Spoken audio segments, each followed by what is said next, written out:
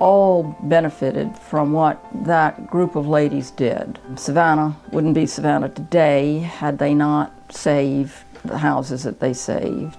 They knew the history and they were a part of the fabric of this community that was really very, very special.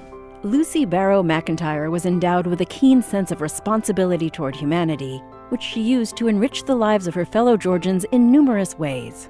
She was from Athens, Georgia, and moved here. As children, I remember her when she lived on Gordon Street, probably most, and then she moved down the block from us on 41st, so I was in and out of her house every single day. Born in 1886 into a prominent Athens family, Lucy married Savannah attorney Francis Percival McIntire, and they settled in his hometown where they raised a family of 6 children. He was in the Army, and a motorcycle came by. He was on the back of a horse, and he fell in a ditch. The horse crushed his spine. And as a small child, I can remember that he could walk with difficulty, a cane, but that began to progress, and he became an invalid. And I think because she had 6 children and an invalid husband, she just had to do what she could. Lucy Barrow McIntire, Miss Lucy to everybody who knew her, was an exceptional person who had a significant influence on her community. And she had so many causes she was interested in. And of course, the one that impacts us so much today, the founding of the historic Savannah Foundation. We would probably be sitting on a parking lot if it hadn't been for the early efforts that she took to make sure that this city was maintained and it survived as the beautiful city it is. I remember Anna Hunter coming to the house, and I would sort of hang around to listen, knowing something was important. And she kept saying, "Lucy, we've got to do something about this." And I think the reason she came to my grandmother, 2 reasons. One, my grandmother was someone that was beautifully connected on all levels in this community. So she would be able to move a project forward. There had been lots of failures in the past to form an organization that could promote the history of the city. So Miss Lucy had to work this carefully. She needed the right mix of people and the right attitude to make positives come out of this. And she did. And then with a great announcement, people wanted to come on board. Here's a group of people that look like folks I appreciate and would like. These ladies must know what's going on. They're all married to important people, and they're making a stand here. The 7 women really were influential, and Miss Lucy was the person who picked them out. But she had a quiet way of doing that, so I mean, she was never overbearing. She just, she'd have these ideas, and they obviously were very good ideas. Lucy McIntire helped found local chapters of the League of Women Voters and the Junior League of Savannah, serving as the first president. She was also president of the Savannah Suffrage Association and the Georgia Federation of Women's Clubs. Her energetic efforts on behalf of Woodrow Wilson's presidential campaign led to her appointment as the first Georgia committeewoman on the Democratic National Committee. We see that civic responsibility repeat itself time and time again.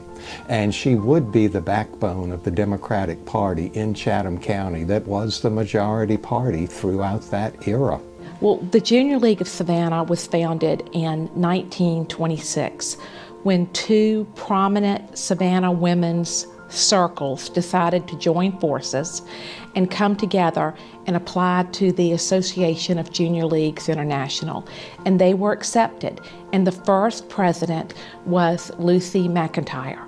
And she immediately began taking her group to the forefront of social change for women and children and all types of issues in the downtown and surrounding Savannah areas. Just a few years ago, the Junior League of Savannah named their first Volunteer of the Year for the provisional class after her. So that is now awarded annually, and that's been the last 5 years. So, I mean, there's still honors being bestowed upon her and her legacy. As sustaining advisor, she instilled in League members that we were all privileged people who had an obligation to be helpful in a broader sense. And that, I took that to heart. I think her tremendous love for the people of Savannah, and particularly the people who were less fortunate, she always looked at life as a possibility, looking for the opportunities that came in every arena to make things better for other people, not just herself or her family, but for anyone in need. I remember particularly that she opened her home during the Civil Rights era to African Americans and just set a very high standard for the community. When the civil rights movement struck in Savannah, she was one of the reasons it never turned violent or turned ugly like Albany, Georgia, and some of the bad cases in Georgia. But we saw something else that happened. There was a power shift. In the election of 1964, many people switched over to the Republican Party because of their disappointment with the way civil rights had crept in so quietly, but not Miss Lucy. Her mother died when she was quite young, but she had a personal servant, and this was a young black girl whose job was to come into my grandmother's bedroom in the morning, light the fire, get her out of bed, get her dressed. She went on to write a story about this little girl and how she wasn't much older than my grandmother, but she was charged with this great responsibility. My grandmother was one of the leaders in civil rights in this community. And I think it was part of that time that she had as a child, knowing how different their stations were in life and how unfair it was. Lucy McIntire's artistic interests included amateur theater and poetry. She helped found the Georgia Poetry Society in the early 20s and won a number of its prizes during a 44-year membership. Here were ladies who were interested in poetry. They would sit down and write their own poems. They'd also bring in noted poets to Savannah for programs. The organization is still alive and well. She received a number of awards. She wrote a good bit of poetry, even up until very close to her death. She was a very observant woman, so she could describe the world in very colorful terms, which was delightful for her grandchildren. In the spirit of the progressive era in which she grew up, Lucy McIntire helped to establish a free lunch program in the Chatham County schools long before the federal government became involved. If you looked into the public classrooms in Savannah, Georgia in the 1920s, you saw children that were bone skinny. And Miss Lucy realized, probably through her wide reading, through many club publications, that there's a better way. And she started off with a milk program. And then finally that built into a lunch program so children could at least be assured of one meal a day. And what a difference that made for the learning environment. She made sure that women and children in the impoverished areas of Savannah were taken care of, from the free lunches to making sure that they had clothing. But that was just one aspect of her. She was so well-rounded. We've known that she organized the WPA. That was an appointment from President Franklin Roosevelt. And through that position, she put many Savannah people to work of all statuses of life.